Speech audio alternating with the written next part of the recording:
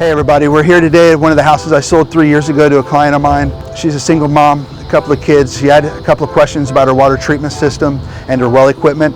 So I wanted to give you a quick video today on your monthly maintenance for your water treatment system and also on your well equipment. So I got Chris coming out here today. He's from Waterman 911. They've been in business for a very long time here in Cape Coral. I think he's going to bring you some good value today. So I want to go ahead and get Chris over here. I'm going to take you up to the water treatment system and I'm going to let him go over all the details for you. If you like our channel, make sure you hit the subscribe button. Follow us on Instagram at @JoshSoldMyHouse, and let's go ahead and get started.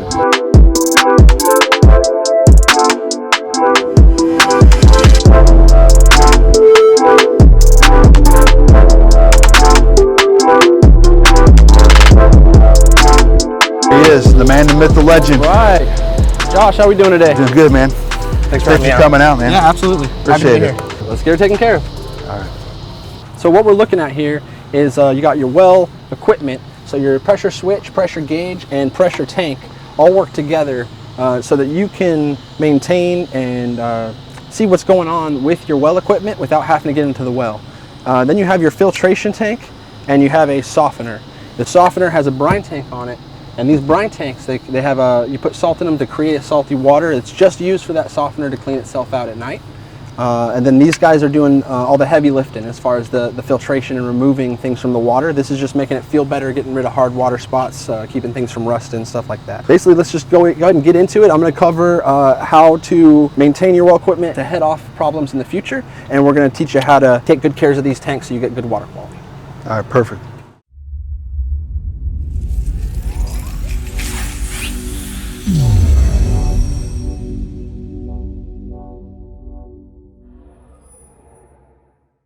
All right, guys, Chris from Waterman 911, he's going to give you a quick tutorial on how your water system is supposed to work. Chris, take it away, bud. All right, so I usually like to start with maintenance. I kind of work through the system backwards. So we'll start with the salt tank. So when you're doing your salt, there's a variety of salts you can use. There's a lot of different stuff on the market. We usually tell our customers it kind of comes down to preference. We sell rock salt. It's a wholesale rock salt straight from the mining facilities. So it has no additives or it's just straight salt. And then we sell block salt as an option to reduce how fast that salt actually dissolves. The only thing we recommend against is using pellets or rock salts that claim to be long lasting. They usually have additives or casings that can kind of gum up your system. So you kind of want to keep it strictly salt going in here. A lot of people get worried that this dirt, he says dirt, that kind of builds up around here where the salt lining would be. Yeah. A lot of people get worried about that going in their home. And the thing about these is this salt is only used to clean your softener at night. There's resin, which is a media that's inside this tank that does all the work, and it has to be rejuvenated or regenerated at night.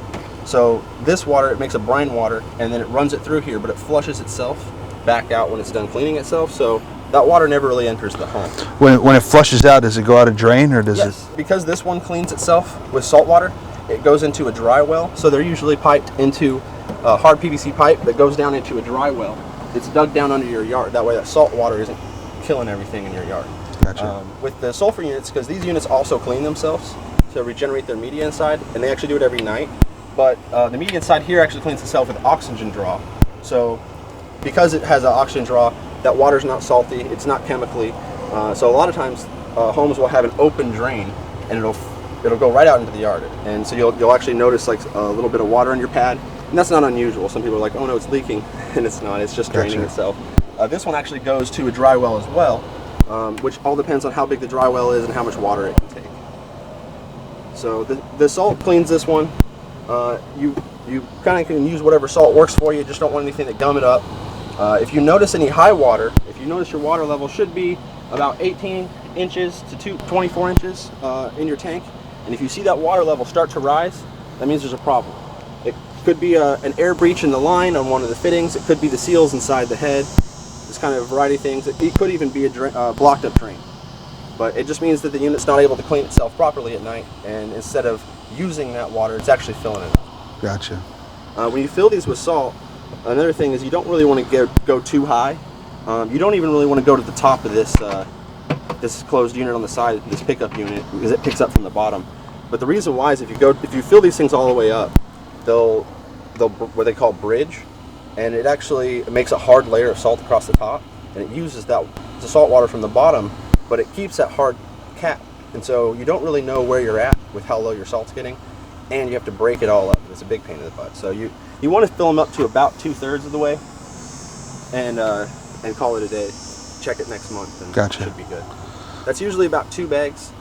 If it's completely empty, it could be up to 3 bags, but no more than 3 bags in a salt tank. Now I hear some people saying to put a cap full of bleach in there along with those holding tanks. Is that something that you guys recommend to do, or do you have a special? Bleach is you have to be really careful running bleach through a softener. These units don't bother so much, and people use it to clean out their aerators, which is fine. You just want to flush it out really well. Yeah. If you run too potent of a mixture of bleach through your softener, it'll actually start to negate the effects of your resin, and you'll have to rebed that unit, and that's a few $100s. So. Okay, so let's make sure we're not using bleach. Bleach is the best thing to use in these tanks is there's actually, we recommend once a year you actually do a chemical treatment to both of these tanks for these medias to get the maximum life out. Yeah. What is the life of the resin? Do you know? In these ones we say, okay, now it really depends on water usage and water quality going into the system. The more the dirtier the water going in, the more it's got to pull out. The more water they're using, the more the dirtier it's going to get quicker as well. So these we usually say about 5 to 7 years, and on these tanks about 4 to 5 years. Okay. And then with proper maintenance on your other equipment, will those last longer? Yes. If you keep them maintained, it's going to help keep that. If all the regeneration processes are happening properly, it's going to help keep that media cleaner, and it's going to get your maximum lifespan out of it. The other thing you do is once a year is a chemical treatment to each unit. Okay. You put citric acid, like half a cup citric acid in your brine tank, and there's a chemical that we use. It's called Nutrisol. It's basically like a commercial grade hydrogen peroxide. We sell it down at the shop. And you put this thing into regeneration, and you draw in, instead of oxygen, you draw in that concentrated hydrogen peroxide, and it rejuvenates that media for another year. Gotcha. And you want to do that once a year? Yeah.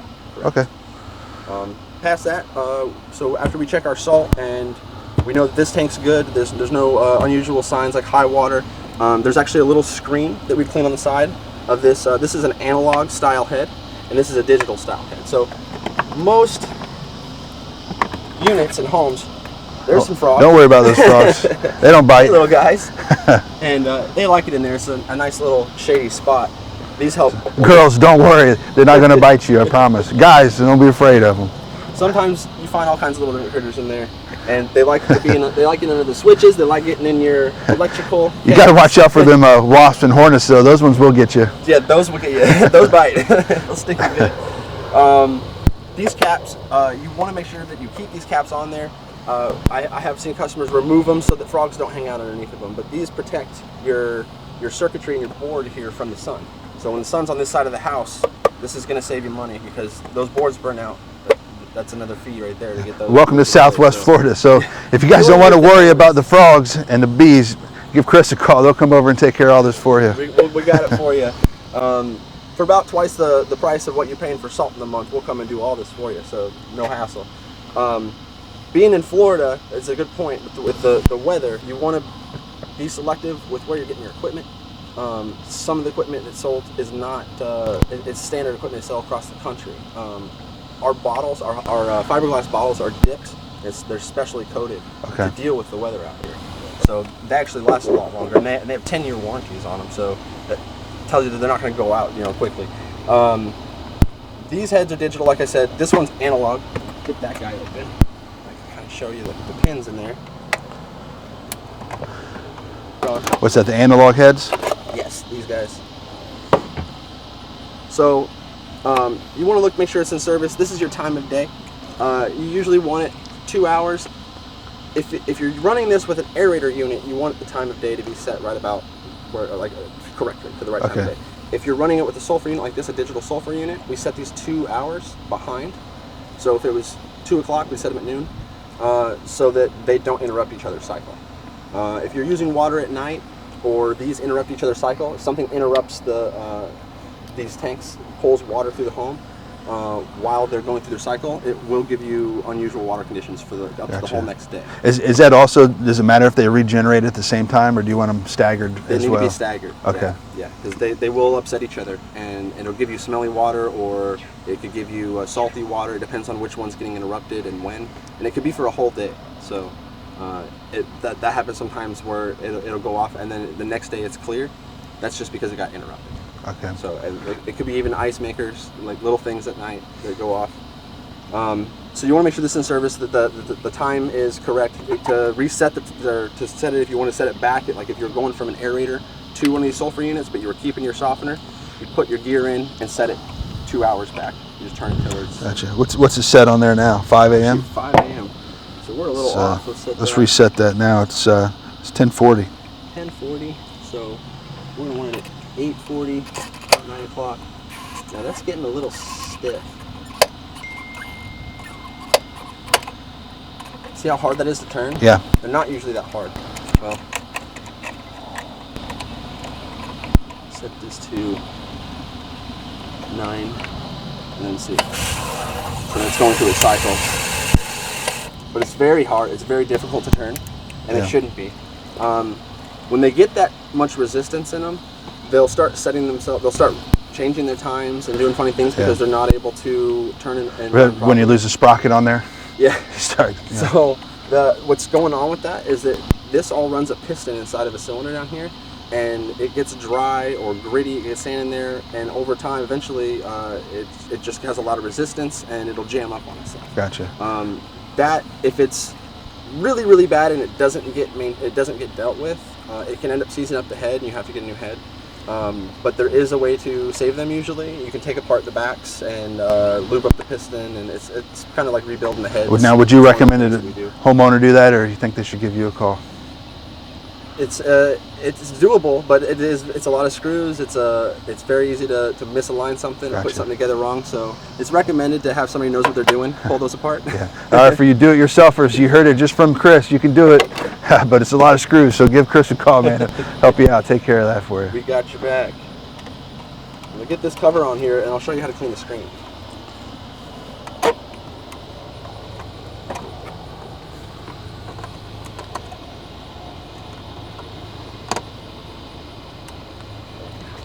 I'm just going to step just around a little bit. Now when you do this part, you want to make sure it's in bypass, or you're going to be taking a shower. So you flip these bypass knobs in the back. When they're forward and back, like this, going between the unit and home, that means you have water flow. And there's a little direction on there that says bypass, and it shows you which way to turn them, so that you don't turn them the wrong way and break anything. And then water's going to come in, it's going to flow straight across and then out. So now there's no water flowing through the unit. And if we go to bust something open to get in there to clean stuff, it might have relieve a little bit of pressure, but it's not going to sit there and shower yet. So let's see. You took your monthly shower, didn't you, whether you need it or not? I take weekly showers. All right, there you go. Good water quality. Takes them every week. You heard it. Takes one a week. It gets hot enough out of here. You don't want to take a shower here.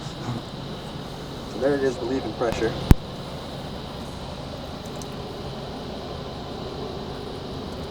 Just wait for it to bleed off. And what we're doing is there's a screen behind this cap, and that screen, when the water's flowing through, it kind of protects itself from getting any blockages in the valves themselves. So now we got the pressure out. So you just take them out and clean them. And there's a little injector in here. We'll do something very similar, but they're a little bit easier on the newer units.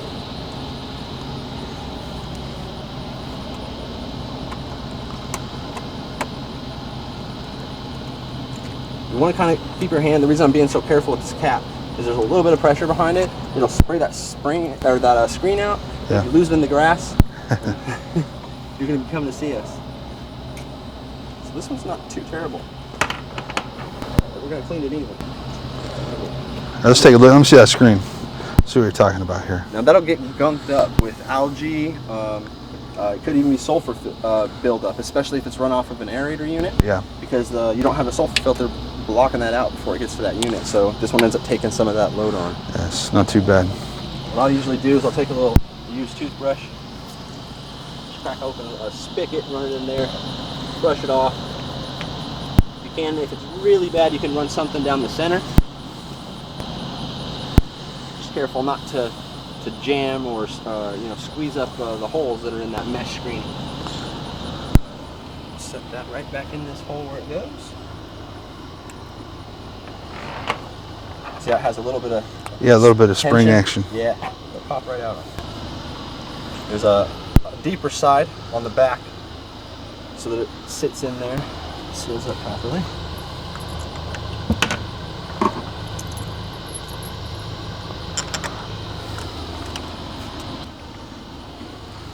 You'll notice when we get to the next one, it's a little bit quicker.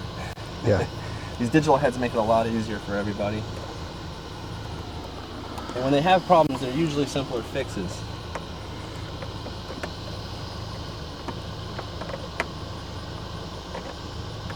With that problem with the piston, this one doesn't have those issues. This one, it's either one of those simple fixes on the outside, clean an injector in here, which is a spin-off cap, or the worst case scenario, there's a whole set of seals. You pull the face off, have a special wrench, pull everything out, redo them all. It's all one and done, so there's not a bunch of little different components that you do one and the next one fails that one. Now, are these digital ones getting phased out, or everybody going to the? Nope, the digital ones seem to be here to stay. This is kind of the modern setup, is to use something just like what we have here, except you'd have a head like this on both units. So you'd have a digital head. So the analog ones are going out. Yeah. It's older technology. Yeah. So we got that screen in. Make sure you put it back into regular flow. And these can be kind of tough sometimes. They're plastic, but they're pretty heavy duty. I recommend if you can't get them by hand, you can use some kind of a plier tool, but you maybe want to put a rag or a shirt or something there so you don't mar it up and break the plastic too much. These ones on the newer heads, they're nice. They're a lot bigger, and they usually move a lot easier. You got more leverage on them, so they flip around a lot better than those little ones. So that one's pretty much done. Once you clean your screen, your salt level's good. You've already looked for any unusual conditions. That's pretty good. Like I said, you do your yearly chemical treatment to both tanks, and you do that, and you should be good to go. On this side, similar kind of thing. I'm going to go ahead and put it in bypass right off the gate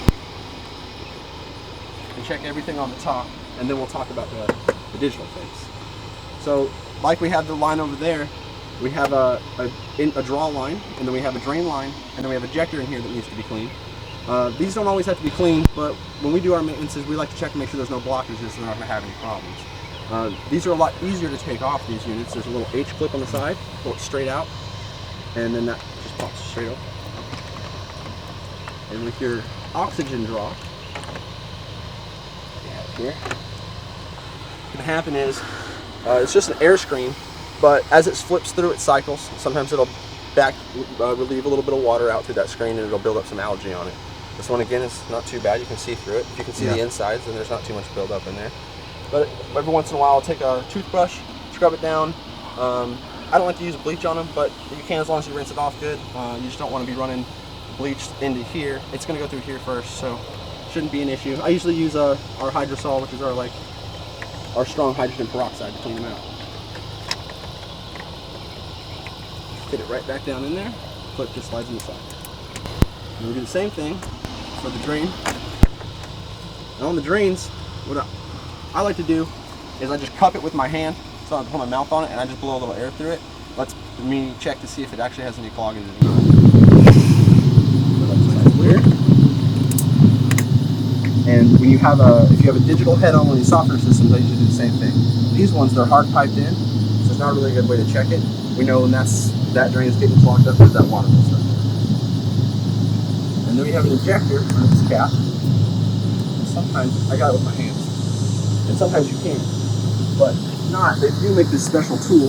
We sell them down at the shop. They're about $30, and it'll fit. Once you take that drain line off, it fits right on there. It fits all these teeth perfectly, so you don't damage it.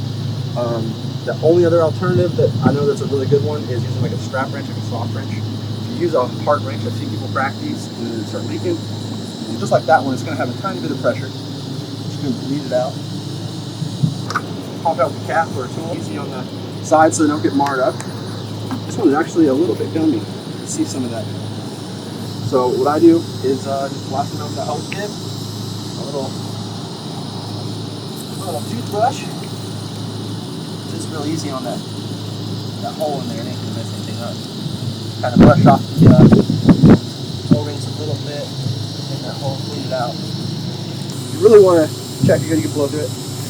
Make sure it's all clean and clear. And then pop it back right back in place. Cap back on there, and these caps don't have to be crazy tight. We just got to seal. Big thing you want to look with this is time of day. We set this one for 2 hours behind. Yeah. So we need to check to make sure that's right on time. Yeah. All right, so we got this back in its function state, so we're not in bypass on either of the units anymore. So we went through the maintenance on our brine tank and softener, and we went through the head and made sure that this thing's ready to go. Now working our way back, we're gonna go back down to the well equipment. So we already took a second to go make sure the circuit breaker was off. We unplugged it just to make extra sure that nobody's gonna get shocked today. Going back to kind of the beginning, we have pressure switch, pressure gauge, and pressure tank. These are what operates, this is what runs your well equipment. So the well pump, unless you have a problem, you shouldn't really have to do much with your well pump. So if you come out here and you hear that pressure switch clicking on, off, you might have a problem, right? Yes. Because it's clicking on and off. If it's jumping on you like that, it's just doom, doom, doom, doom, doom, doom, and sometimes it'll actually shake things. Like people even hear it in the homes, like your pipe shaking or something.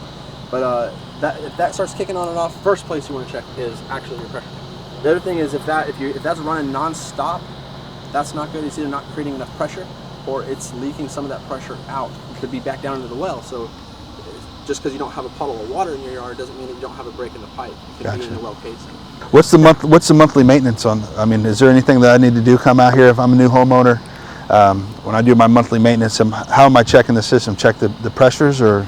Yeah. So about bugs and stuff. When you're going to look over this side of the system for your well equipment for your monthly maintenance, I mean, keep an eye on your gauge. You want to see that it's moving between 40 and 60. Right now we have it unplugged and we've already relieved all the pressure out of our lines. And that's because when you go to check this tank, you want it to be a true reading of air pressure that you have in your air bladder. And if there's water pressure pushing against it, it's not going to give you a good reading.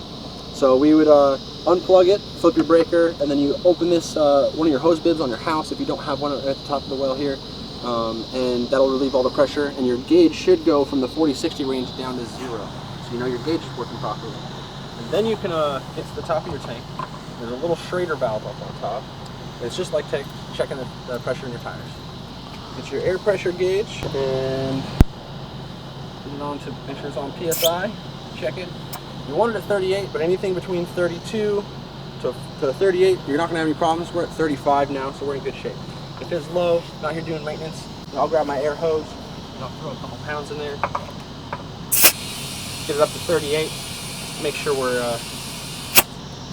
right where we want to be. There we go. As simple as that. Make sure you get the cap back on there.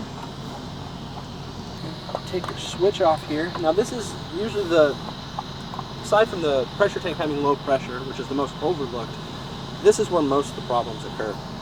These switches, they get dirty, they get rusty, they get insects, ants, spiders, and stuff like this that grows up in here and it causes problems.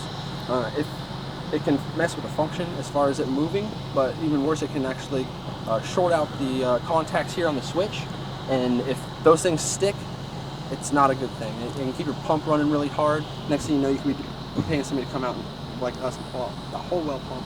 And it's a big project, it's a lot of money. So I would just take a brush all this debris away and out of the contacts.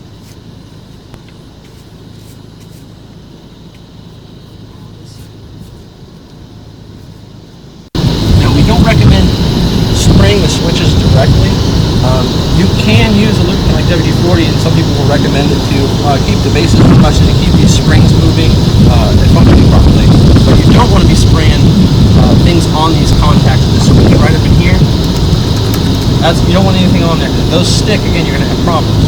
So we kind of recommend people it's better to not spray it at all than to overdo it and spray up your contacts. These will get rusty, but that's just part of being in Florida. Now, I'm going to leave that cap off when we plug it in, just to make sure it's functioning properly. I like to see a visual, make you see when that switch shuts on and off. You can hear it. Okay, you hear the water flowing up through everything. And we check our gauge down here. It's cranking up pretty good, building pressure well. You want to see that gauge building pressure somewhat quickly. And sometimes you'll see it build to 30 or 40 psi and it kind of like hesitates. It's actually pressurizing the rest of the house. So if it builds up halfway and then it kind of stalls and then it builds up at the end again and shuts off, it's actually perfectly fine. Nothing to be concerned. What you want to see is that switch shuts off before you get over 60 psi, and you also want to see that it doesn't backgrade anymore. You want to make sure it's holding its pressure, and sometimes it'll take a couple times. It'll build up, like here it built up to 60, and it actually went back down to like 45. It's still dropping a tiny bit, but it's going to pressurize everything, the units in the home, and then that should stabilize out. If it's not, then it means there's a problem probably with your well pump. There's a check valve that holds all that pressure in the line so it doesn't back pressure down into the well. And if that check valve goes out, it needs to be addressed soon, otherwise it's going to be overworking your pump. You're going to burn your pump out. Chris, I appreciate you coming out here, walking us through this quick monthly maintenance tip for this month. Again, that's Waterman 911. Give them a call, 239-574-6150. What do you got, 67 trucks over there? Yeah, we got a good crew of guys. We got about 7 trucks. We've got a nice big shop full of supplies. We sell everything you need for this kind of stuff. We also sell tool supplies. We sell water, propane, ice, a lot of this stuff, these things. So come see us, do everything at one stop on 450 Andalusia Boulevard.